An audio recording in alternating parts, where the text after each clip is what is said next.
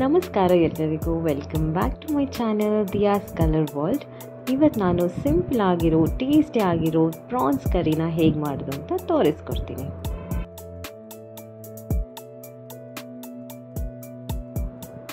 ನಾನಿಲ್ಲಿ 1 kg ಪ್ರಾನ್ಸ್ನ ನೀಟಾಗಿ clean ಮಾಡಿ ಇಟ್ಕೊಂಡಿದ್ದೀನಿ.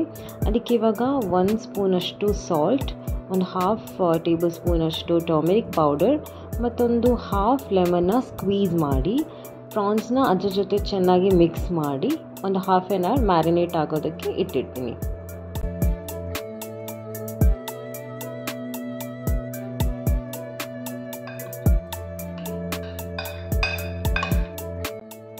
ಸೊ ನೆಕ್ಸ್ಟ್ ಇವಾಗ ಗ್ರೇವಿಗೆ ನಾನು ಏನೆಲ್ಲ ಇಂಗ್ರೀಡಿಯೆಂಟ್ಸ್ ಯೂಸ್ ಮಾಡ್ತಿದ್ದೇನೆ ಅಂತ ತೋರಿಸ್ತೇನೆ. ಇಲ್ಲಿ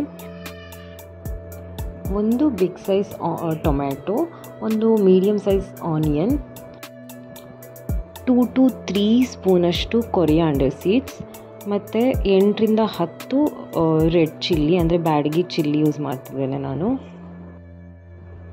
ಸ್ವಲ್ಪ ಗಾರ್ಲಿಕ್, 1 ಇಂಚಷ್ಟು ಜಿಂಜರ್ ಮತ್ತೊಂದು 4 ಲವಂಗ, 1/2 ಸ್ಪೂನ್ ಜೀರಾ, ಒಂದು 1/2 ಸ್ಪೂನ್ ಸೋಂಫ್.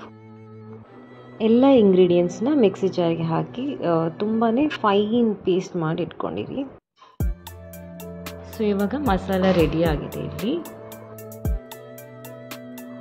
ಈಗ ಒಂದು ಕಡಾಯಿ ಗ್ಯಾಸ್ ಮೇಲೆ ಇಟ್ಬಿಟ್ಟು ಅದಕ್ಕೆ ನಾನಿಲ್ಲಿ ಗೀ ಯೂಸ್ ಮಾಡ್ತಾ ಇದ್ದೇನೆ. ನೀವು ಬೇಕಿದ್ರೆ ಬೇರೆ ಆಯಿಲ್ ಕೂಡ ಯೂಸ್ ಮಾಡ್ಬೋದು. ಅದರಲ್ಲೂ ಕೋಕೋನಟ್ ಆಯಿಲ್ ಹಾಕಿದರೆ ಟೇಸ್ಟ್ ಚೆನ್ನಾಗಿರುತ್ತೆ. ಅದಾದಮೇಲೆ ಸ್ವಲ್ಪ ಸಾಸಿವೆ ಮತ್ತು ಸ್ವಲ್ಪ ಕರಿ ಲೀವ್ಸ್ ಹಾಕಿ ಅದನ್ನು ಸ್ವಲ್ಪ ಫ್ರೈ ಆಗೋಕ್ಕೆ ಬಿಡ್ತೀನಿ. ಅದಾದಮೇಲೆ ನಾನು ಗ್ರೈಂಡ್ ಮಾಡಿಟ್ಕೊಂಡಿದ್ದೀನಲ್ಲ ಆ ಮಸಾಲನ ಹಾಕಿ ಗೀ ಜೊತೆ ಚೆನ್ನಾಗಿ ಫ್ರೈ ಮಾಡ್ತೀನಿ. ಸೊ ಎಷ್ಟು ಫ್ರೈ ಮಾಡಬೇಕು ಅಂದರೆ ಮಸಾಲ ಫ್ರೈ ಆಗಿ ಅದು ಗೀ ಸಪ್ರೇಟ್ ಆಗುತ್ತಲ್ಲ ಅಲ್ಲಿವರೆಗೂ ಚೆನ್ನಾಗಿ ಫ್ರೈ ಮಾಡಬೇಕು. ನೋಡಿ ಈ ಥರ. ಇವಾಗ ಇಲ್ಲಿ ಮಸಾಲ ತುಂಬಾ ಚೆನ್ನಾಗಿ ಫ್ರೈ ಆಗಿದೆ. ನಾನು ಪ್ರಾನ್ಸ್ನ ಮ್ಯಾರಿನೇಟ್ ಮಾಡುವಾಗ ಸಾಲ್ಟ್ ಆ್ಯಡ್ ಮಾಡ್ಕೊಂಡಿದ್ದೆ, ಬಟ್ ನನಗೆ ಈ ಮಸಾಲಕ್ಕೆ ಸ್ವಲ್ಪ ಸಾಲ್ಟ್ ಬೇಕು ಅಂತ ಅನಿಸಿದೆ. ಅದಕ್ಕೆ ಇವಾಗ ಇಲ್ಲಿ ರಾಕ್ ಸಾಲ್ಟ್ನ ಆ್ಯಡ್ ಮಾಡ್ಕೊಳ್ತಾ ಇದ್ದೀನಿ ಸ್ವಲ್ಪ. ಸೊ ಮಸಾಲ ಎಲ್ಲ ಚೆನ್ನಾಗಿ ಫ್ರೈ ಆಗಿದೆ. ಇವಾಗ ನಾನು ಮ್ಯಾರಿನೇಟ್ ಮಾಡ್ಕೊಂಡಿದ್ದೆಲ್ಲ ಪ್ರಾನ್ಸ್ ಅದನ್ನು ನಾನು ಆ್ಯಡ್ ಮಾಡ್ಕೊಳ್ತಾ ಇದ್ದೀನಿ. ಪ್ರಾನ್ಸ್ ಎಲ್ಲ ಹಾಕಿ ಆದಮೇಲೆ ಮಸಾಲೆ ಜೊತೆ ಒಂದು ಸರ್ತಿ ನೀಟಾಗಿ ಅದನ್ನು ಮಿಕ್ಸ್ ಮಾಡಿ ಆದಮೇಲೆ ಲಿಡ್ನ ಕ್ಲೋಸ್ ಮಾಡಿ ಒಂದು 10 ಮಿನಿಟ್ಸ್ ಸಾಕಾಗುತ್ತೆ ಪ್ರಾನ್ಸ್ ಬೇಯೋದಕ್ಕೆ. ಸೊ ಲಿಡ್ ಕ್ಲೋಸ್ ಮಾಡಿ ಪ್ರಾನ್ಸ್ನ ಬೇಯೋದಕ್ಕೆ ಬಿಡಿ.